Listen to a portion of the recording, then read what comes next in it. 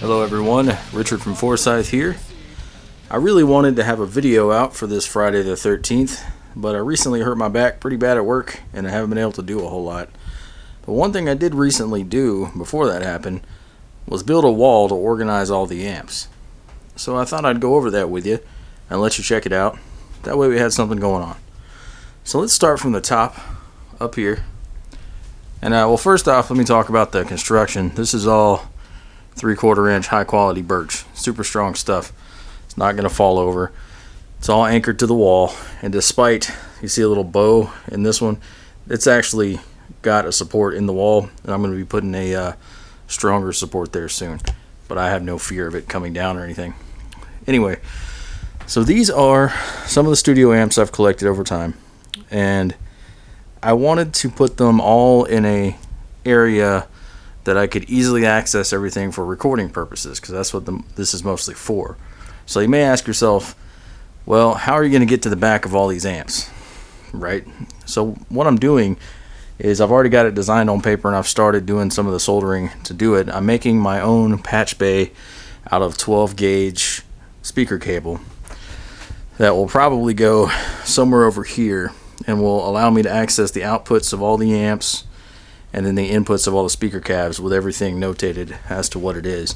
So with just a small little jumper, I'll be able to hook anything to anything else. For those of you worried about ventilation, this whole rack is spaced off the wall. There's a fan over top of it. I keep my house pretty cold with the air conditioner.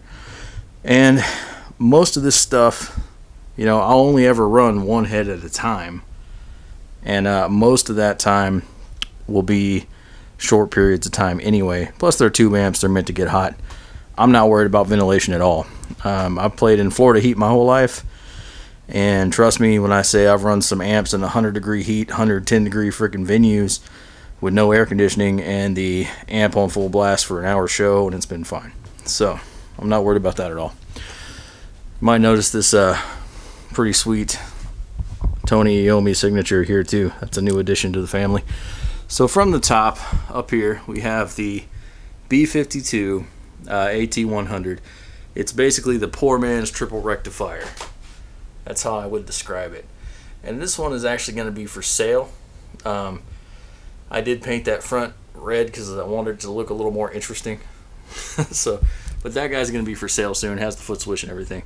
This is a badass Ignator Renegade, which allows you to choose between your output tubes. How freaking cool is that? 6L6s or EL34s. This is a sick little amp. This is a Panama Inferno that I got because I wanted to try it out live. I believe it's a 3-channel amp. But the problem was they would not make me a foot switch. Like I bought the amp pretty cheap from Guitar Center, and I contacted Panama about making me a foot switch, and they said they would. And I prepaid for it, and then 4 months later, they still hadn't done it. So I contacted them and said, yeah, we're working on it. 2 more months go by, and I finally just gave up and said, hey, I need my money back. And they said, we understand. So I'm sure they're a great company, but they may be a little, I think it's maybe down to just a few people running the whole company now, so it's tough. But if anybody's got a lead on a foot switch for a Panama Inferno, hit me up. I would love to get one. PV6505 plus the classic heavy metal amplifier. You know, everybody loves the 6505s. You know, they're great amps. Right here, I am so stoked about this guy. This freaking Laney Ironheart, I think it's an IR120 head. Man, this is a beast. And if you see, I got it right next to the Tony Iommi guitar. What's going on? You guys will find out. Here we have the PV Ultra Plus, which some of these are plugged in, some of them aren't. I'm still routing a lot of the wires. PV Ultra Plus. This was used to record some of the Marvin demo recently, and this is a killer amp. I mean, you can find these amps for, you know, if you get lucky, $300, and they're worth every penny. This is a killer, surprising amp. Now this down here is a PV212 Special 212, and it's loaded with Sheffields, and this amp made me fall in love with the Sheffield speaker. They're not as dark sounding as Celestion V30s, which I love. They're brighter, and they can handle a crap ton of volume. This amp is so loud. Like, my post gain over there is like on 1, and it's loud enough to play with a drummer. It's ridiculous. Like, I keep this one on 3. That's the channel I normally use, and that's louder than my drummer. This is perfect for practice. That's why I have it. Over here, sorry about the lighting. Kind of got hodgepodge lighting going on. Here's a PV Bandit 112, again with a Sheffield. This is an amazing sounding amp, very classic hard rock. If you are into that kind of higher gain American sound, I mean, this amp brings it. And the T-Dynamics control is awesome too. Get that real tube sort of compression. The PV Silver Stripe amp series is my favorite solid state amp series, hands down. And you'll see I have a bunch of them. That is a Panama 212 over there with whatever kind of speakers they got in there. And I have 2 V30s I was thinking about replacing those with, but I need some more time before I decide on that. This is a Holmes T75. I guarantee you've never heard of it. This amp is freaking amazing. It's from 84, I believe, and I got it for $60 at Goodwill. It's got a freaking Celestion 7080 in the back. Original from Ipswich, England, not a Chinese modern one. Dude, this amp is so good. Like, I was so surprised. So I'm going to do a review video on this amp. And a crazy thing happened. This thing was made in Greenwood, Mississippi. You know what else was made in Mississippi? Pow, PV.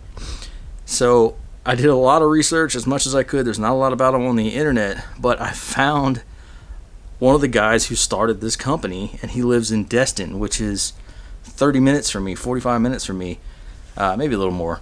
But he's so close, and I'm going to see if I can set up an interview at some point. But anyway, I'm getting off topic.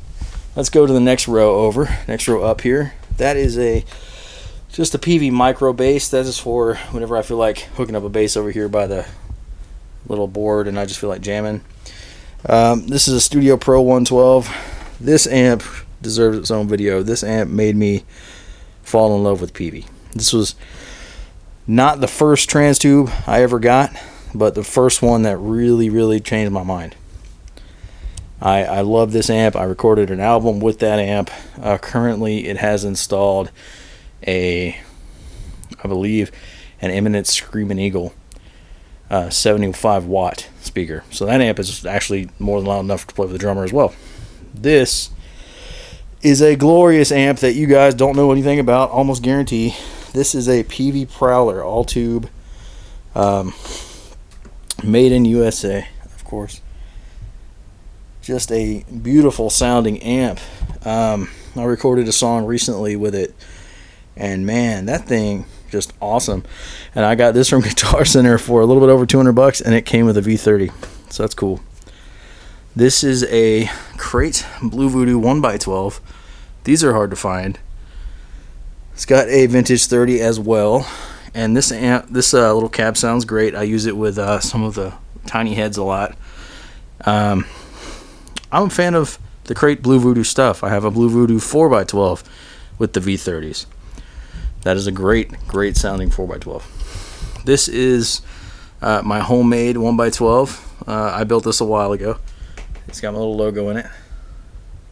It'll focus. It's got my little logo in it in abalone.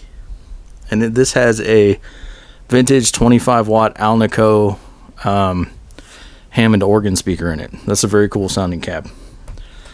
Over here, PV Envoy 110, one of 2 I have. One of them will go up for sale soon. This one has the Blue Marvel in it, which is their Chinese made speaker, but still sounds good. We go up here.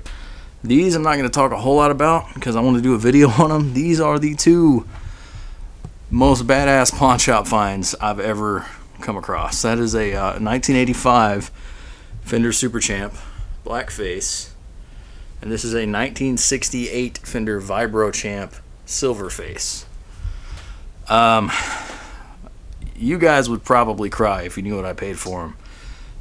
That's about $2,000 worth of amplifiers sitting right there, those 2. And I didn't pay, I paid about 1/10 of that. Anyway, they work fine. This one's got a little buzz. I'm gonna have to I'm gonna pay somebody who knows way more than me to go through that and figure out what needs to be replaced or fixed or whatever. This one is a little more beat up looking, but it seems to be in perfect shape. The vibro channel works great, tremolo works great. That is a Panama Loco X. I don't know if you guys know a lot about Panama. I really dig their sound. For some reason, this thing is probably one of the best little Doom amps I've ever heard. That thing sounds so good. And pairing that little 15 watt guy with this vintage Alnico dude is an awesome combination. That is a Crate Blue Voodoo 50, not the 60 watt. This is the all made in USA 50. Those are harder to find. I've got KT88s in the power stage. That is a screaming little 50 watt amp now. And it's one of those you can't turn them up. They're so loud. You have to, I could probably run 2 4x12s off that thing with no problem. So that is the amp wall. Is that all the amps? No. I'm still organizing over here in this little mess in the corner. I have an old PV Backstage 20, I believe. I don't know, sounds good. It's got a square back eminence, as does this one next to it, which is a PV Pacer, which I got for $40. Over here, that's my old live amp, my old DWB on it, because my band was called Dawn Will Break. It's my old live amp, the Crate Blue Voodoo 120, and I actually have another Crate Blue Voodoo out in my van. It's in way better shape than that one, because the guy was selling it, and I was like, hey, that one's in perfect condition, and this one's not. I could, have one of each and two of them different.